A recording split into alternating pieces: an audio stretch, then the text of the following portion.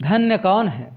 एक बार भगवान श्री कृष्ण हस्तिनापुर के दुर्योधन के यज्ञ से निवृत्त होकर द्वारका लौटे थे। यदुकुल की लक्ष्मी उस समय इंद्री लक्ष्मी को भी मात कर रही थी। सागर के मध्य स्थित श्री द्वारिकापुरी की छठा अमरावती की शोभा को भी तिरस्कृत कर रहे थे। इंद्र इससे मन ही मन लज्जित तथा अपने राज्य लक्ष्मी से द्वेष सा करने लग गए थे।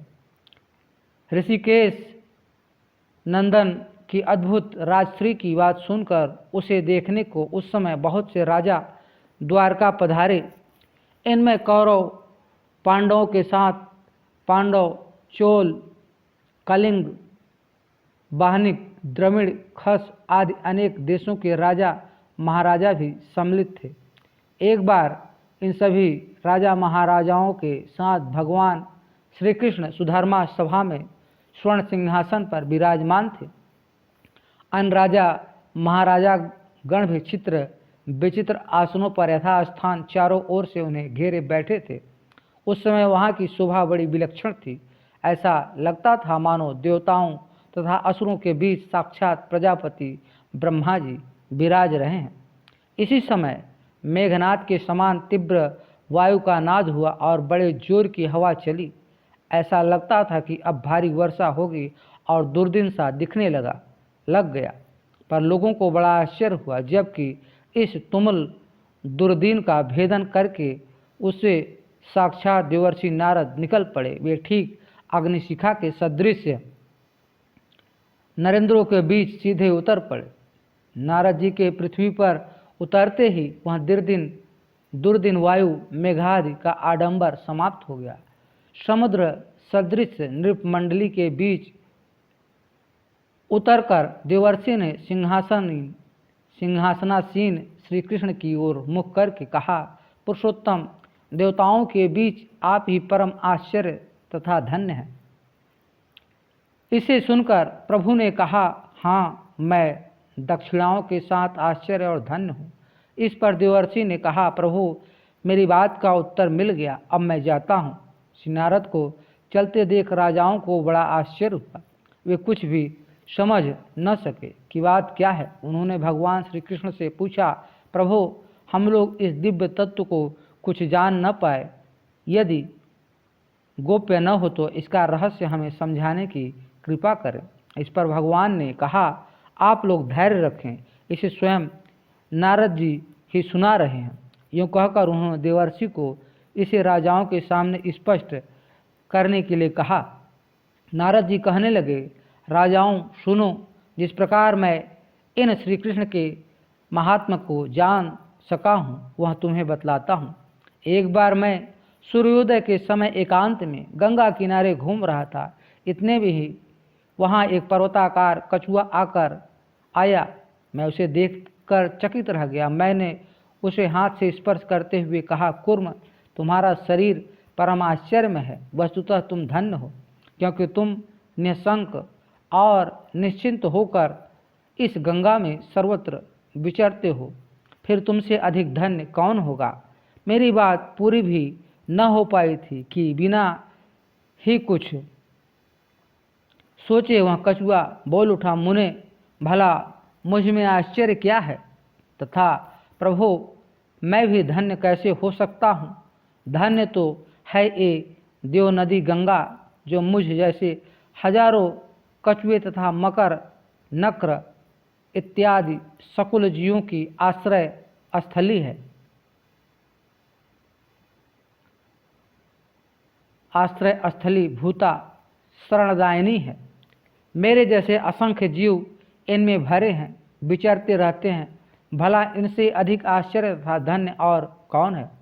नारद जी ने कहा, राजाओं, कछुए की बात सुनकर मुझे बड़ा कुतूहल हुआ और मैं गंगा देवी के सामने जाकर बोला, सरित श्रेष्ठे गंगे, तुम धन्य हो, क्योंकि तुम तपस्वियों के आश्रमों की रक्षा करती हो, समुद्र में मिलती हो, विशालकाय स्वापदों से सुशोभित हो और सभी आश्चर्यों से विभूषित हो।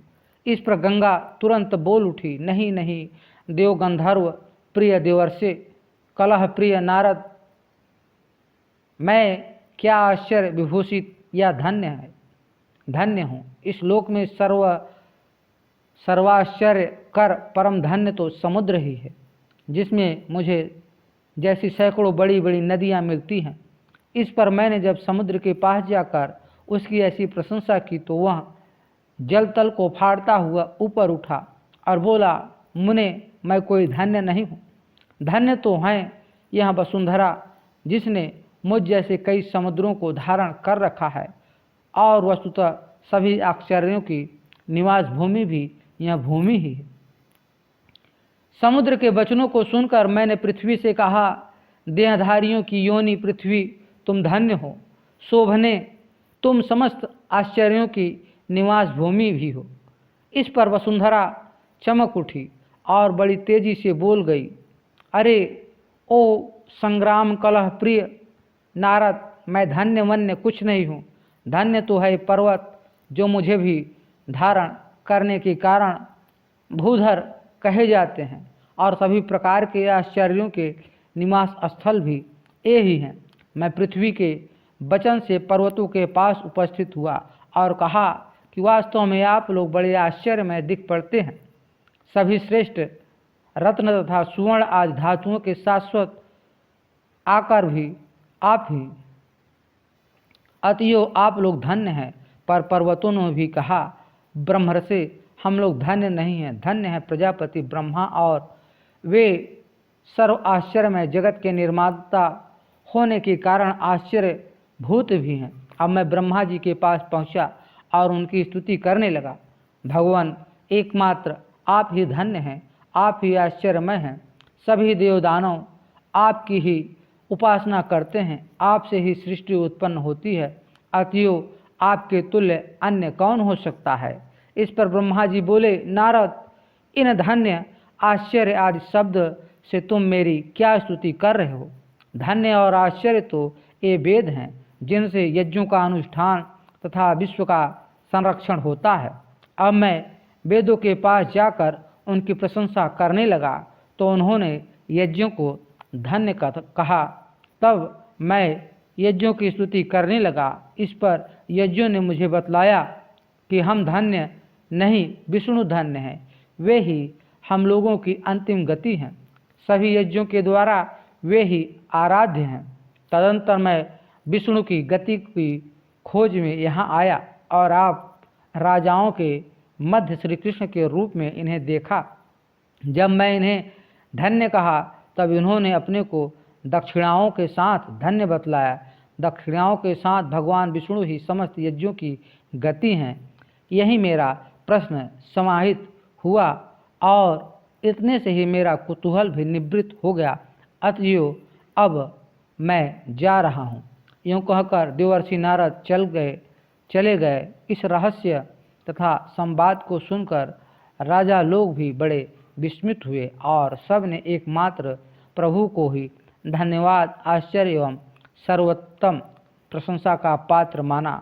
हरिवंश विष्णु पर्व अध्याय 110 धन्योपाख्यान से लिया गया।